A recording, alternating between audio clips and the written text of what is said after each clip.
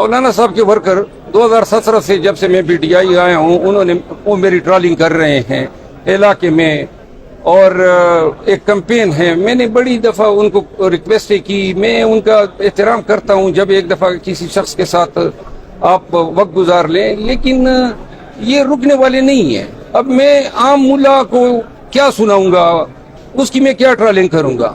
تو لہذا اگر یہ باز نہیں آئے تو لازماً میں نے ابھی تک اپنا منہ بند کیا ہوا ہے JVI پہ تنقید کرنے سے، اور وہ تعلق تھا جو ان کے ساتھ تھا. لیکن اگر یہ باز نہیں آئے تو میرا خیال نہیں ہے کہ میں ان کے جو اعمال ہیں وہ قوم کے سامنے آشکارا کیوں نہ کر دوں. ان کی جو پارٹی کی پالیسیز ہیں، ان کی KP میں جو ہیں ناکامیاں ہیں، تو لہذا میں نے یہی کہا تھا میں نہیں چاہتا ہوں کہ ہر ایک کے ساتھ جو ہے آج کل کنفرنٹ ہو. ایک طرف جو ہے نون والے ہیں، ایک طرف جو ہے کیئر ٹیکرز ہیں، دوسری طرف جو ہے پاکستان تحریک استحکام کے لوگ جو ہیں وہ بھی مجھ سے ناراض ہیں. تقریباً پولیس ہے، ریاستی ادارے، ہر ایک ناراض ہے.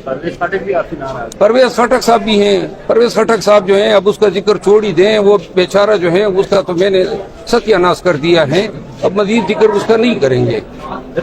یہ بتائیے، آج خان صاحب نے کہا ہے اٹک جیل میں کہ میں اٹک جیل سے اٹیالہ جیل منتقل نہیں ہونا چاہتا. اس کے پیچھے کیا محرکات ہے؟ میرا خیال ہے سیکیورٹی، اور دوسری بات یہ نا وہ یہ بھی بتانا چاہتا ہے کہ میں سہولتوں کے پیچھے نہیں پھر رہا ہوں. اب میں عادی ہو گیا ہوں یہ جو بھی قید و بند کی صعوبتیں یا تکالیف ہیں، اور یہ انہوں نے پہلے بھی کہا تھا، اور یہ بات میں پہلے آپ کو کہہ چکا ہوں. جب میں ان سے ملا تھا تو انہوں نے مجھے کہا تھا کہ اب میرے لیے اڈیالہ جیل اور اٹک جیل کوئی معنی نہیں رکھتا ہے. تو میرا خیال ہے یہی ان کی اپروچ ہے. لیکن یہ جب ان سے بات ہوگی تو اس کے بعد جمعرات کے بعد ہم حتمی فیصلہ کریں گے کہ ہم جو عدالت نے آرڈر کیے ہیں اگر اس دوران تک اس حکم نامے پہ عمل درآمد نہ ہوا. جو وکلاء صاحبان گئے تھے ان میں سے کسی وکیل صاحب نے بیان دیا ہے کہ خان صاحب نے عدالت میں یہ بیان دیا ہے کہ میں اٹک جیل سے ٹرانسفر نہیں ہونا چاہتا ہوں. تو چونکہ عدالت فیصلہ کر چکی ہیں، آج بی بی صاحبہ جا رہی ہیں، اور یہی میں نے ان کو گزارش کی کہ خان کا حتمی پیغام ہم تک آ جائے تو ہم ان کی ہدایات کے تحت جس طرح وہ چاہیں گے اسی طرح ہم عدالتوں کو اپروچ کریں گے. آج بی بی صاحبہ کی تاریخ پیریڈ جرن ہوئی، تقریباً 4 مہینے سے زیادہ، یہ 9 مئی کے بعد کے واقعات ہیں. تو بار بار بیگم صاحبہ آ رہی ہے لاہور سے، بہت ہی چھوٹے نوعیت کا مقدمہ ہے. ان کی پیشی کے دوران ہمیں ان کی سیکیورٹی کے کنسرن ہوتے ہیں. بہتر ہو کہ یہ ضمانتوں کی درخواست ہے، فیصلہ ہو جائے.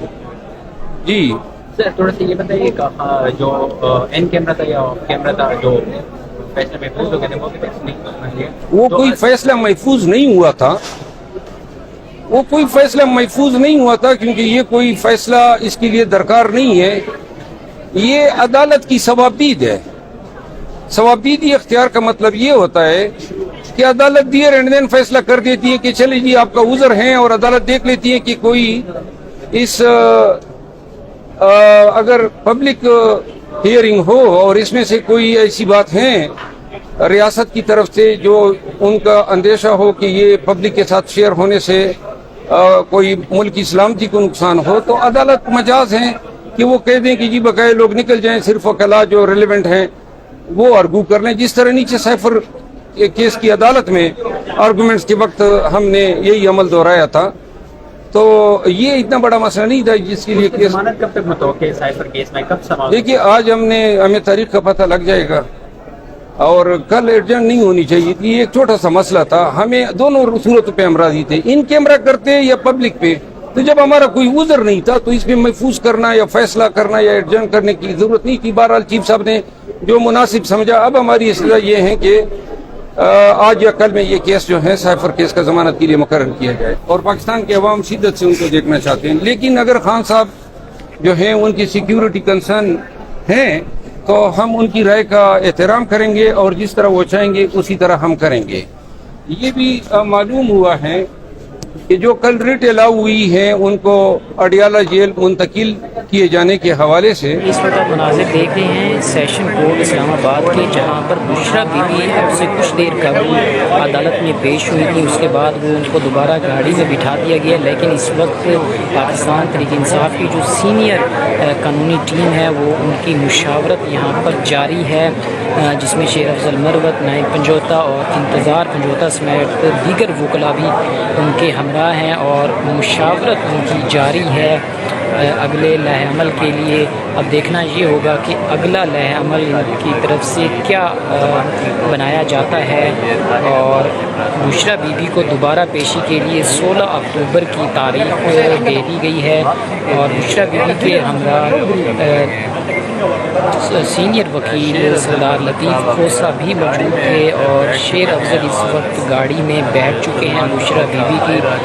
और इससे पहले जो है सलमान सफ्दर साहब गाड़ी में मौजूद थे, उनकी मुशावरत हुई। उसके बाद अब शेर अफजल इस वक्त गाड़ी में मौजूद हैं मुशावरत के लिए बुशरा बीबी से। यहाँ पर सिक्योरिटी के भी सख्त इंतज़ामात किए गए हैं, आप ये मनाज़िर देख सकते हैं।